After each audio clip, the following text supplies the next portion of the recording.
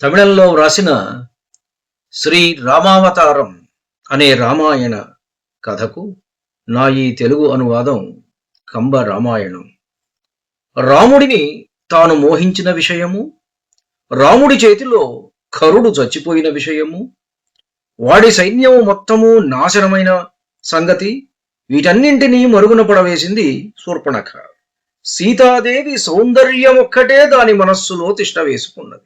నిజానికి అమ్మవారి సౌందర్యాన్ని దర్శించిన మునులకు గాని, చూసిన రాక్షసులకు గాని ఆ సౌందర్యం తప్ప ఇంకేం గుర్తుంటుంది? ఉండదు కూడా. కాకపోతే చూసే దృష్టి మారుతుంది. మోక్షకాముకుడు ఒక రకంగా చూస్తే పదార్థ కాముకుడు మరొక రకంగా చూస్తాడు. అంతే, ఇది తేడా.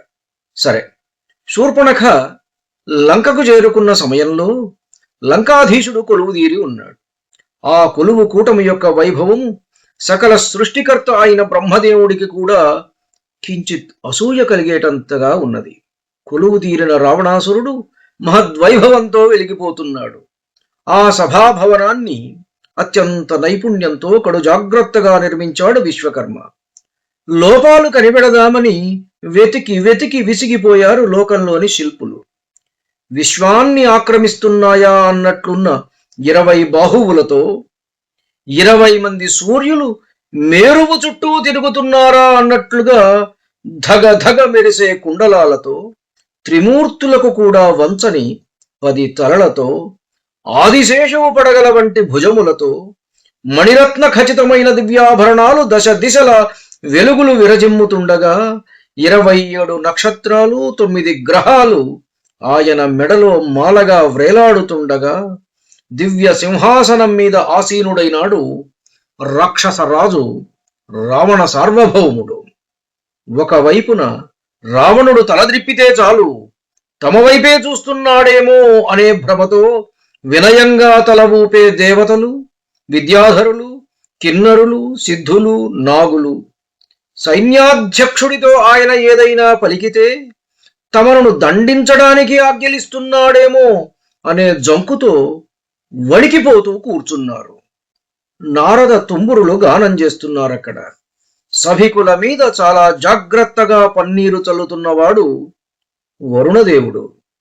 అగ్నిదేవుడు అత్యంత జాగరూకతతో దీపాలు వెలిగిస్తున్నాడు. ఆ కాంతులు చూసి చీకటి అనేది ఉన్నదా అనే ప్రశ్న ఉత్పన్నమవుతుంది చూపరుల మదిలో. దేవ రాక్షస గురువులైన బృహస్పతి, శుక్రాచార్యులతో కూడి దేవేంద్రుడు అక్కడ ఆసీనుడై ఉన్నాడు. ఆ సమయంలో అప్పుడు జుట్టు విరబోసుకొని తలపై చేతులు పెట్టుకుని ఎర్రని జ్యోతుల వంటి కరులతో గుండెలు బాదుకుంటూ బిగ్గరగా రోదిస్తూ రావణుడి ముందు వాలింది శూర్పణఖ. గాయాల నుండి బొట్లు బొట్లుగా రక్తము గారుతూ ముక్కు చెవులు కోల్పోయి వికార రూపంతో తన ముందున్న రావణ సార్వభౌముడి చెల్లెలని చూసి మొదట సభాసదులందరూ బిత్తరపోయారు. ఇదెలా సాధ్యము? రావణుడి బలమునకు తల వంచి దేవేంద్రుడు ఏనాడో శరణుదొచ్చినాడు గదా. కావున దేవేంద్రుని పని కాదు ఇది. ఎక్కడో సముద్రంలో ఎప్పుడూ పడుకొని ఉండే విష్ణుమూర్తి పని కూడా కాదు. శివుడంటారా? ఆయన చాలా దూరంగా ఉన్నాడు. మరి ఎవరు చేసి ఉంటారు? రావణ సోదరి ఈవిడ అని తెలిసిన వెంటనే లోకులు భయంతో వణికి చచ్చిపోతారు కదా. మనకు తెలియని వేరే ఏ లోకము వాడైనా చేసి ఉండవచ్చునేమో. ఎవడో ముల్లోకాలను రావణుడి కోపాగ్నిలో తగులబెట్టాలని సంకల్పించి ఈ పని చేసి ఉంటాడు. ఈ చుప్పనాతిది ఏదో పిచ్చి పని చేసి ఉంటుంది. బహుశా ఖరుడే దీనిని శిక్షించి ఉంటాడు కాబోలు. జంతువులను కూడా ఈ రోజు వరకు లంకలో ఈ విధంగా ఎవరూ గాయపరచలేదు. ఏదో విపత్తు రాబోతున్నదనడానికి ఇది సంకేతము కాబోలు. ఈ విధంగా ఎవరికి వారు తమలో తాము తర్కించుకుంటూ ఊహించుకుంటూ ఉన్నారు. లంకలో వీణా వేణు మృదంగధ్వానాలే తప్ప రోదనలు ఇప్పటి వరకు వినియుండని లంకా వాసులు ఆశ్చర్యపోతున్నారు. శూర్పణఖను జాలిగా చూస్తున్నారు వారంతా. రావణుడి కాళ్ల మీద పడి దిక్కులు పిక్కటిల్లేటట్లు ఏడుస్తున్నది శూర్పణఖ. చెల్లెలి దురవస్థ చూశాడు రావణుడు. ఆయన కన్నులు అగ్నిగోళాలైనాయి. మీసం మెలిదిప్పుతూ ఎవరు చేశారు ఈ పని అని ప్రశ్నించాడు. అడవిలో సంచరిస్తున్న ఇద్దరు మానవులు అంటూ సమాధానమిచ్చింది శూర్పణఖ. మానవులా? దశ దిశలు దద్దరిల్లేటట్లు దశకంఠుడు వికటాట్టహాసం చేశాడు.